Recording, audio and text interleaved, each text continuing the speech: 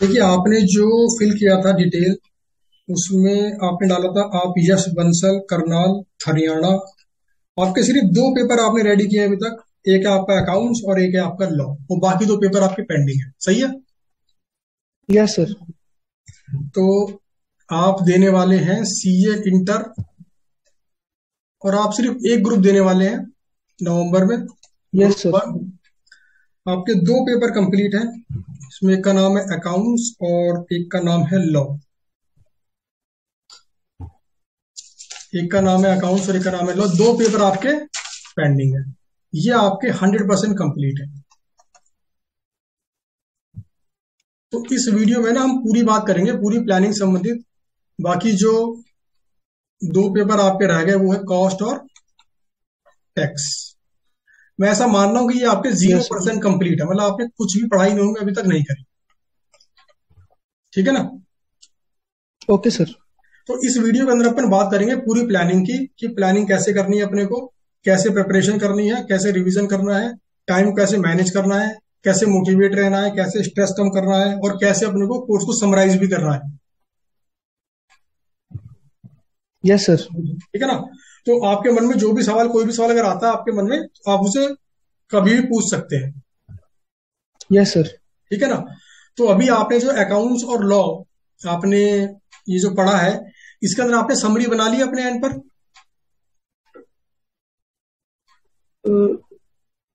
Sir the summary is not yet complete. अरे, summary is not yet complete. Yes sir. Sir I have done only with the syllabus. Sir, they are yet to be revised. कि they are yet to be revised, but you have not made the summary. Sir, I was planning that while revising, I'll make their summary, sir, chapter wise. So you will make summary while revising the subject.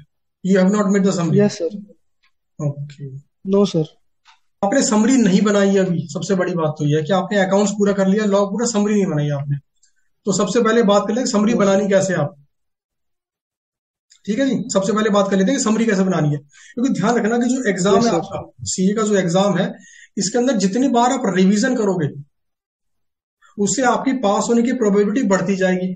अगर आपके number of revision कम है तो पास होने की probability कम है। तो कुल मिला के रिवीजन ज्यादा कर रहा तो पास होने की ज्यादा संभावना, और कम रिवीजन किया तो कम हो जाओगी।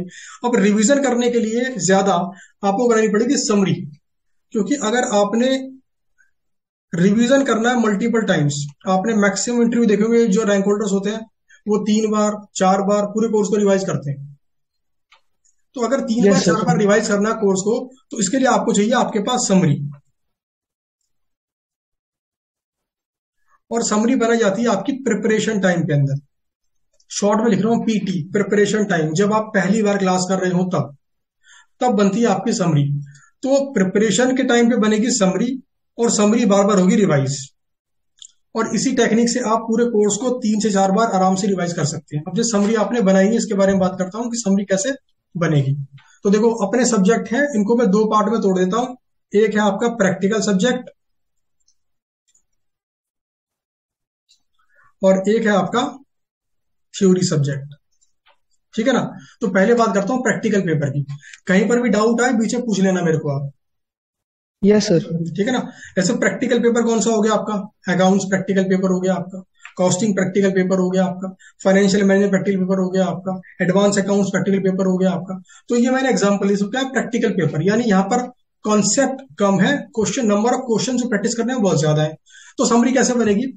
जब भी आप प्रैक्टिकल पेपर को तैयार कर रहे हो, यानी पहली बार क्लास कर रहे हो, प्रिपरेशन टाइम में हो, तो करना क्या है आपको?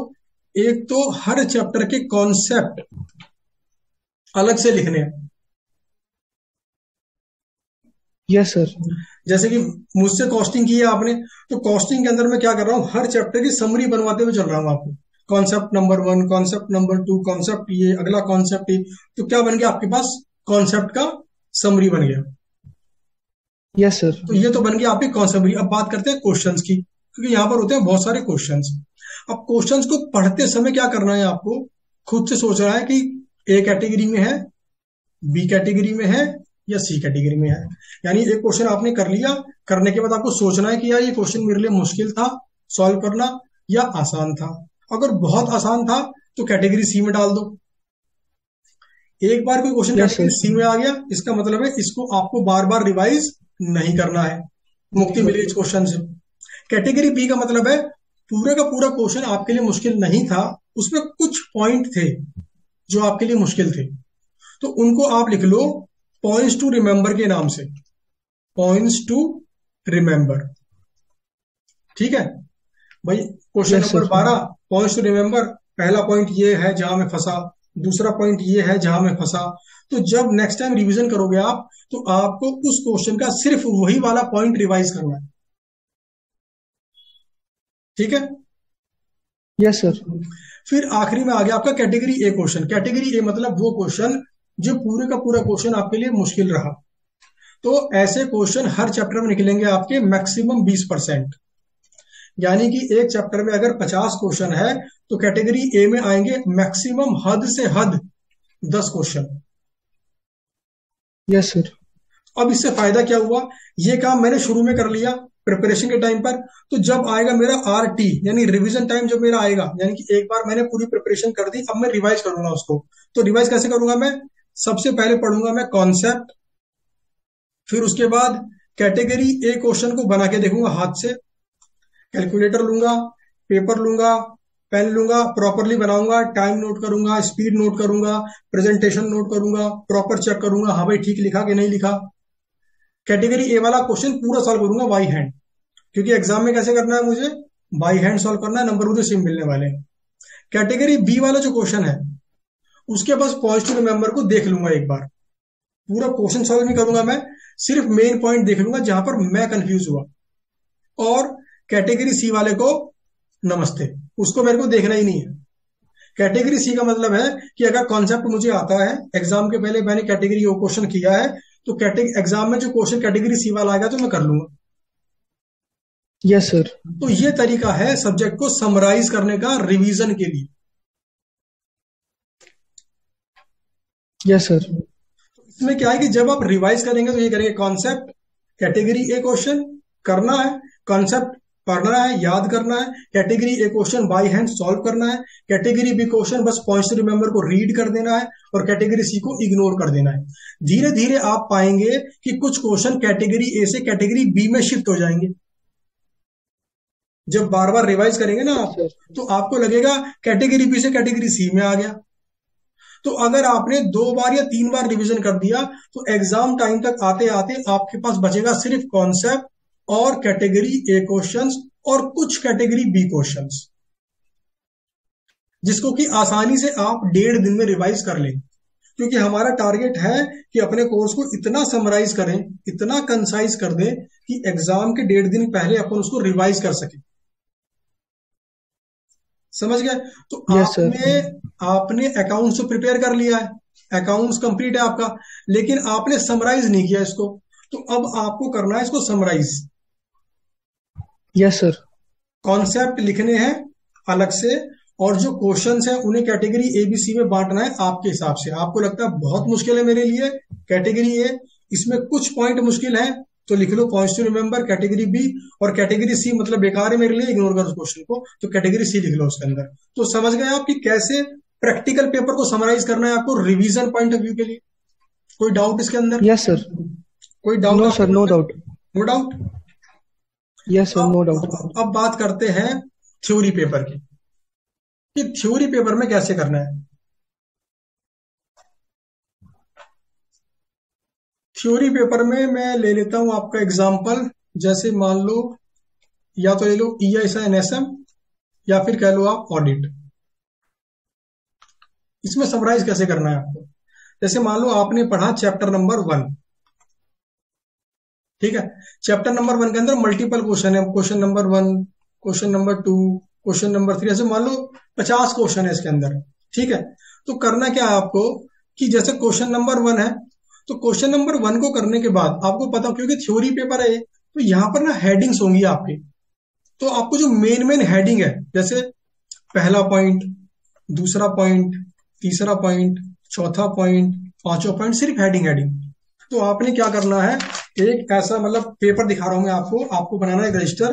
तो चैप्टर 1 यहाँ पर क्वेश्चन का नाम या जो भी टॉपिक है उसका नाम, उसकी मेन हेडिंग्स 1 2 3 4 5 6 7 8, और उसके आगे मैक्सिमम एक लाइन में बस, ये कसम खानी है मन के अंदर कि मैक्सिमम एक, हद से हद 1.5 लाइन आपको लिखना है यस उसके सर। अंदर कि आपने क्या समझा उससे। और आपको जो याद करना है ना थ्योरी पेपर के अंदर, वो सिर्फ हेडिंग याद करनी है, अंदर लिखने वाला मैटर आपको याद नहीं करना है, आपको सिर्फ हेडिंग याद करनी है। क्योंकि एग्जामिनर क्या करता है, हेडिंग टैली करता है, हेडिंग मैच करता है, वो जो इंस्टीट्यूट है उसके स्टडी मैट से हेडिंग मैच करेगा। आपकी हेडिंग मैच कर गई, आपने अंदर ठीक ठाक मैटर लिखा है। ऐसा भी नहीं करना कि अंदर जो मैटर लिख रहे हो गलत लिख रहे हो, मैटर सही होना चाहिए, बट मैटर को याद करने की जरूरत आपको बिल्कुल भी नहीं है। तो इससे होगा यस क्या सर। कि अगर आपके एक थ्योरी वाले चैप्टर के अंदर अगर 25 क्वेश्चन भी है, तो क्या होगा, वो 25 क्वेश्चन आपके, अगर मैं इस पेज पे लगाता हूं, इस पेज में कितना बड़ा बड़ा भी लिख दूं मैं, तो 3 क्वेश्चन बड़े बड़े जहां पर 10 10 हेडिंग हो, इस पेज में आराम से आ जाएंगे, आराम से आ जाएंगे। तो अगर एक चैप्टर में 25 क्वेश्चन ही मानूं, तो मेरे 8 पेज के अंदर आ गया एक चैप्टर। समझ पा रहे हैं, कर पा रहे विजुअलाइज? Yes sir.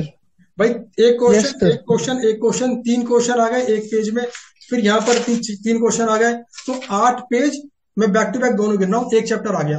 और मान लो 20 चैप्टर भी है, तो कर दो 20, तो कितने हो गए मैक्सिमम 160 पेज। और ये मैंने बहुत मैक्सिमम लिया, बहुत मैक्सिमम, मतलब इतना होगा नहीं। तो होगा क्या यस कि सर। जब आप इसे रिवाइज करेंगे ना, तो समरी बन गई आपकी। और जब आप इसे रिवाइज करेंगे, तो रिवाइज करते टाइम क्या करना है आपको, आपको सिर्फ चैप्टर, क्वेश्चन, क्वेश्चन के उसके आंसर की हेडिंग हेडिंग रिवाइज करनी है, फिर क्वेश्चन, हेडिंग हेडिंग रिवाइज करनी है, फिर क्वेश्चन, हेडिंग हेडिंग रिवाइज करनी है। अब रिवाइज कैसे करनी है, आपने क्वेश्चन पढ़ा कोई है, उसमें कोई हेडिंग है, आपने हेडिंग पढ़ी, हेडिंग पढ़ के आपको सोचना है कि यार इसके अंदर क्या लिख सकता हूं मैं, सिर्फ सोच रहा है मन के अंदर। अगर आंसर आ रहा है क्या इसमें, यार ये लिख दूंगा मैं, ये सही आंसर है, आगे बढ़ जाओ। अच्छा, हेडिंग नंबर 2, हाँ ठीक है आगे बढ़ जाओ। हेडिंग नंबर 3, हाँ आगे बढ़ जाओ। तो आपने बस हेडिंग को याद करना है, हेडिंग के अंदर क्या लिखना है वो सिर्फ मन में सोचना है। अगर आपको आंसर मिल रहा है कि यस, हाँ यहाँ पर ये आंसर है, हाँ ये इसका ये आंसर है, उस आंसर को रिवाइज नहीं करना, वो मन में आ रहा है आपको, आपको बस हेडिंग याद करनी। तो ये थ्योरी पेपर को समरी करने का तरीका है। तो कोई डाउट इसके अंदर? No sir. कोई डाउट नहीं। तो अब आपको समझ में आ गया है कि प्रैक्टिकल पेपर में और थ्योरी पेपर में आप समरी कैसे बनाएंगे। तो 2 पेपर जो आपके कंप्लीट हैं उसमें समरी कैसे बनाएंगे, समझ गए आप? Yes sir. अब बात करते हैं आगे की प्लानिंग की। अब देखो आपके 2 पेपर पेंडिंग है, और मोटा मोटा अपने पास है 3 महीने। Yes sir. भाई अगस्त, सितंबर और आपका अक्टूबर, 3 महीने मोटा मोटा है। 2 पेपर बाकी है अपने पास। एक होता है प्रिपरेशन टाइम, शॉर्ट में लिखा मैंने पीटी, जब आप क्लास को फर्स्ट टाइम कर रहे हो, सब्जेक्ट को फर्स्ट टाइम कर रहे हो। एक है आपका रिवीजन टाइम, आपने एक बार कर लिया, अब इसे रिवाइज कर रहे हो आप। तो करना क्या है आपको, जैसे मोटा मोटा यहाँ पर लगा लो, यहाँ पर भी 4 वीक हो गए, यहाँ पर भी 4 वीक है, और यहाँ पर भी 4 वीक है, और नवंबर में तो पेपर है ही आपके। अब इसमें करना क्या है आपको कि आपके 2 पेपर बाकी है, तो आपको एक तो ये इंश्योर करना है कि आप दिन में अच्छा आउटपुट निकालें, मतलब 8 से 10 घंटे का आउटपुट तो आपको निकालना ही निकालना है। और अगर मन करे तो आपको 12 घंटे का भी निकालना है। अब सवाल ये कि मेरा मन कैसे करेगा, क्योंकि पढ़ने का मन तो लोगों को करता नहीं है। तो पढ़ने का मन आपका तभी करेगा जब आप उसी को फोर्स लेके नहीं करोगे, आप फ्री माइंड से करोगे, बिना स्ट्रेस लिए। Yes sir. आप ये मानते हुए करोगे कि यार 2 पेपर तो मैं कर चुका हूं, 2 पेपर मुझे करने हैं, समय मेरे पास खूब है, समय की मेरे पे कोई कमी नहीं है, रिवीजन में कर रहा हूं, और जितनी बार ज्यादा रिवीजन करूंगा मेरे पास होने की प्रोबेबिलिटी बढ़ती जाएगी। तो मैं अच्छा कर रहा हूँ, कोई बुरा नहीं कर रहा हूँ। तो जब मन में पॉजिटिव थॉट रहेंगी, और प्लस किसी से कंपैरिजन नहीं करोगे कि दोस्त मेरा बहुत दूर दे रहा है, या मेरे दोस्त के 3 पेपर पास हो गए, 3 पेपर कंप्लीट हो गए, मेरे दोस्त के 4 कंप्लीट हो गए।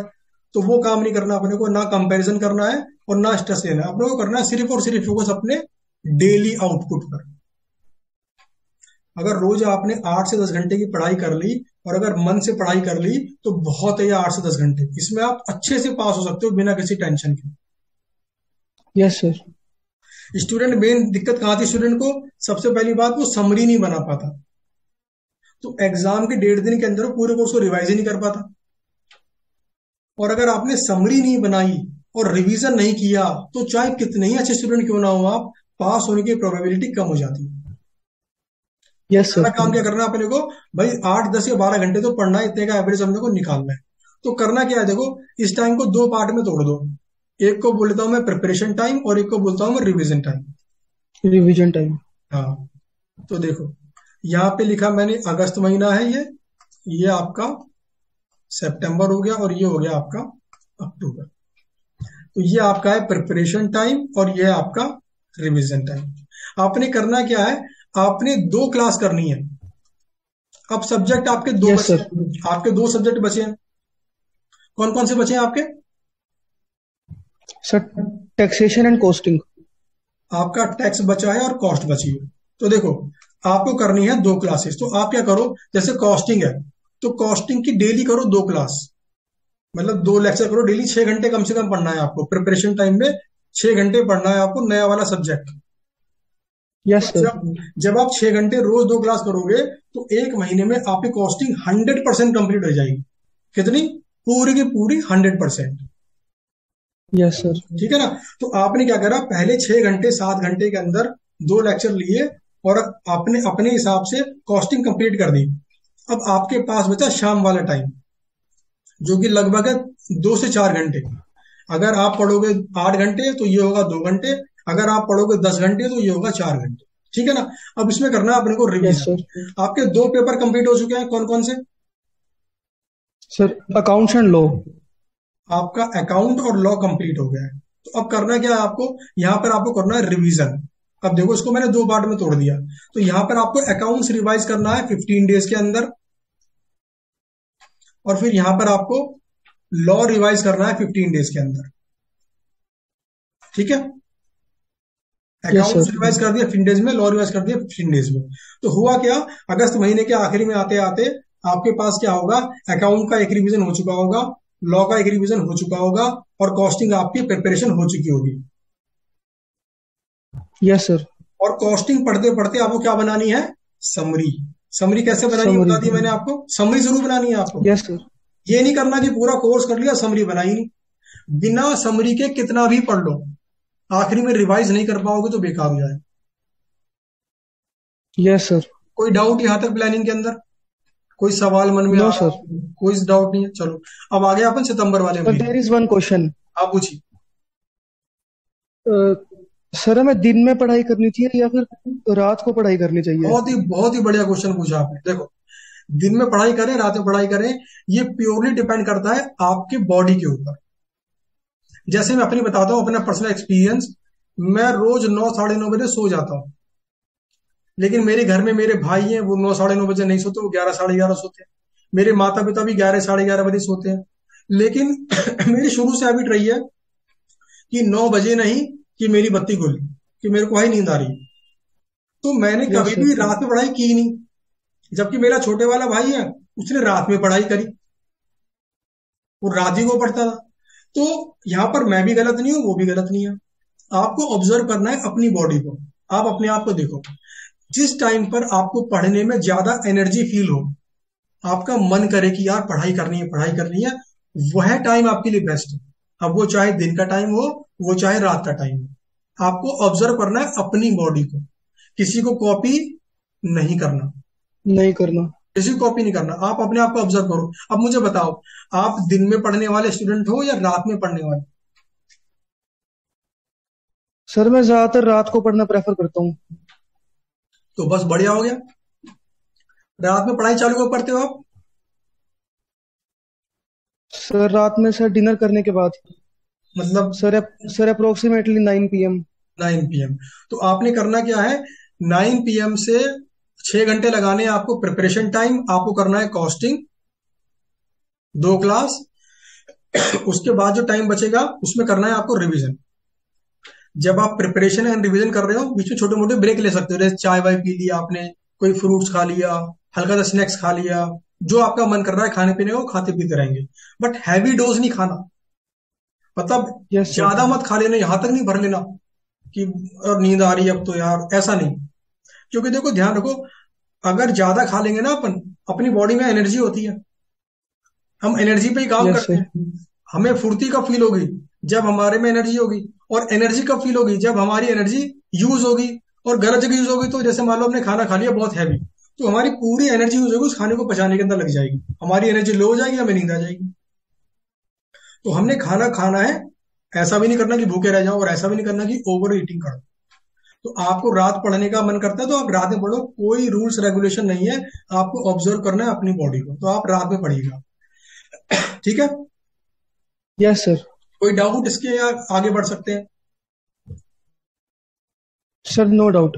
No doubt. चलिए फिर आगे बढ़ते हैं। अब आ गया सितंबर महीने के अंदर। देखो आपका अकाउंट्स लॉ तो आपने पहले कर ही लिया था, कॉस्ट भी आपने कर लिया, अब आपको करना है टैक्स। सितंबर महीने के अंदर करना है आपको वही 6 घंटे आपको करना है अब टैक्स। ये आपका प्रिपरेशन टाइम है।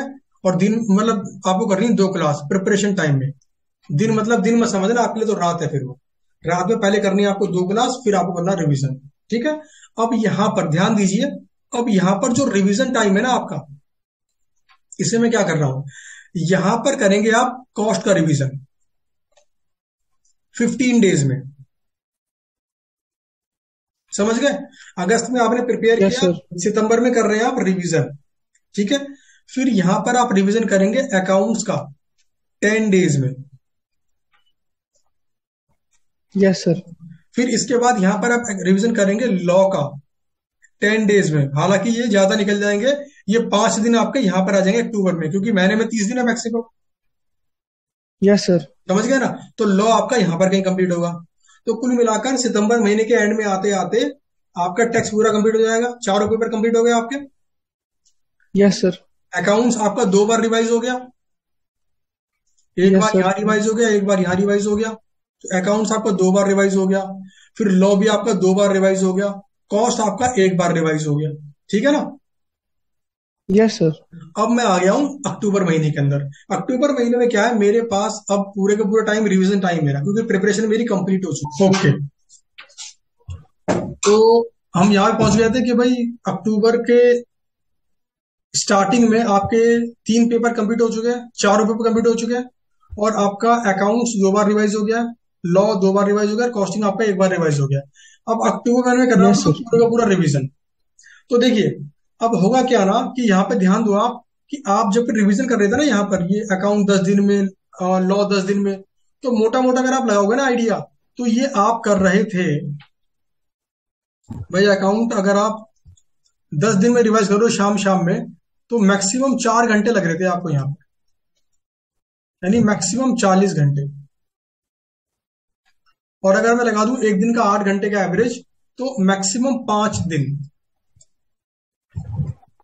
ये बस समझ में आई कि कैसे बनाई 5 दिन? Yes, sir. भाई रोज 4 घंटे, 10 दिन पूरा रिवीजन 40 घंटे, एक दिन में 8 घंटे लगाए, जबकि पढ़ेंगे हम 10 घंटे, क्योंकि आखिरी महीने में ज्यादा Yes, पड़ता sir. नॉर्मली, पर तभी ना 8 घंटे लगाए, तो मैक्सिमम 5 दिन में आपका पूरा कोर्स रिवाइज यहाँ पर हो रहा है। यानी एक पेपर आपका मैक्सिमम 5 दिन में रिवाइज हो रहा है। हालांकि बहुत कम लगेगा इससे, ये मैंने मैक्सिमम लिया ताकि प्लानिंग हमारी फेल ना हो, प्लानिंग में कोई दिक्कत ना आए हमारे को। अब देखो, Yes, sir. यहां पर अपने पास है मोटे मोटे 30 दिन, और एक पेपर अपना मैक्सिमम 5 दिन में हो रहा है, मैक्सिमम 5 दिन में। इसका मतलब है कि चारों पेपर आपके 20 दिन में मैक्सिमम हो जाएंगे, Yes, sir. 20 डेज के अंदर। तो 20 डेज में आपके चारों पेपर हो जाएंगे यहाँ पर रिवाइज। तो होगा क्या, एग्जाम के 10 दिन पहले आपका अकाउंट्स हो गया 3 बार रिवाइज, लॉ हो गया 3 बार रिवाइज, कॉस्टिंग हो गया 2 बार रिवाइज, और टैक्स हो गया आपका 1 बार रिवाइज। तो अब करना क्या है आपको, कि यहां पर जो टैक्स एक ही बार रिवाइज हुआ है, आखिरी में आकर सिर्फ इसी को रिवाइज करना है 5 दिन और, ताकि 2 बार ये भी रिवाइज हो जाए। तो टैक्स आपका 2 बार हो गया। अब बचे आपके पास एग्जाम के पहले 5 दिन। तो करना क्या है, जो पहला पेपर आपका होगा अकाउंट्स, अब करना क्या, आपको अकाउंट स्विच कर जाना, क्योंकि एग्जाम आने वाला है। अब रिविजन कैसा होगा, एग्जाम के हिसाब से रिविजन होगा। अकाउंट्स का पेपर, अकाउंट्स का रिवीजन, फिर उसका लॉ का पेपर, लॉ का रिवीजन, कॉस्ट का पेपर, कॉस्ट का रिवीजन, टैक्स का पेपर, टैक्स का रिवीजन। तो ये आपकी एक ओवरऑल प्लानिंग रहेगी प्रिपरेशन की, रिवीजन की, और इसमें आप कम से कम 2 बार तो हर पेपर रिवाइज कर ही रहे हैं। देखो, अगर आप 2 बार रिवाइज करते हो, पास होने की प्रोबेबिलिटी अच्छी खासी रहती है। लेकिन 2 से 3 बार हो जाए तो पास होने की प्रोबेबिलिटी बहुत ज्यादा बढ़ जाती है। और अगर 3 से 4 बार हो जाए तो फिर बहुत ही ज्यादा बढ़ जाती है कि पास होने की प्रोबेबिलिटी, कि पास तो होना ही है। तो बताइए, यहां तो कोई डाउट आपके मन में? Sir no doubt. No doubt. अच्छा जी, ये सारी बातें कर ली। अब कुछ कर लेता हूं मैं, जो नॉर्मल बातें स्टूडेंट के मन में आती हैं कि कैसे करना है। अब देखो, सबसे पहली बात तो है कि स्ट्रेस कैसे अवॉइड करूं। सबसे बड़ी प्रॉब्लम है स्ट्रेस कैसे अवॉइड करूं। तो देखो, रोज जब आप 10 घंटे पढ़ाई करोगे तो पक्की बात है आपको थोड़ा स्ट्रेस तो रहेगा ही, पढ़ाई करनी है भाई। थोड़ा सा आप इंजॉय भी करोगे कि भाई पढ़ना, थोड़ा सा प्रेशर भी लगेगा कि पढ़ना 3 महीने बाकी है, पर टेंशन मत लो। क्योंकि आपने हेलो क्योंकि आपने जो ये कोर्स यस चुना है, सर। क्योंकि आपने जो ये कोर्स चुना है, इसके अंदर आपको पढ़ाई तो करनी पड़ेगी। मेहनत वाला कोर्स है। अगर आपने 10 घंटे पढ़ाई कर ली तो उसके बाद आपको टेंशन नहीं लेनी कि मैंने, मतलब कि पढ़ाई का बहुत स्ट्रेस है, क्योंकि आप अपना काम कर चुके हो। भाई 10-12 घंटे पढ़ने से ज्यादा सर क्या कर सकते हो आप? आपने मन लगाकर, अपना दिल लगाकर अच्छे से पढ़ाई कर ली, 10 से 12 घंटे पढ़ाई कर ली, इसके ऊपर क्या कर सकते हो आप? कुछ भी नहीं। तो 10 से 12 घंटे पढ़ाई यस सर। करनी है। और 10 से 12 घंटे पढ़ाई करने के बाद अपनी पूरी की पूरी पढ़ाई ऊपर वाले को समर्पित कर देनी कि भाई साहब हम तो अपना काम कर चुके हैं, भगवान अब आपने करना है अपना काम। और शाम में करना क्या है आपको स्ट्रेस फ्री होने के लिए? पहली बात तो क्या करना है आपको? कंपेयर नहीं करना। दूसरी बात, अपना डेली शेड्यूल पूरा करना है। Yes sir. उसको अगर आप पूरा करते रहोगे स्ट्रेस कम होगा। फिर आपने क्या करना है स्ट्रेस फ्री होने के लिए? आपने फिजिकल एक्टिविटी करनी है। बैट बॉल खेलो, बैडमिंटन खेलो, टेनिस खेलो, फिजिकल एक्टिविटी।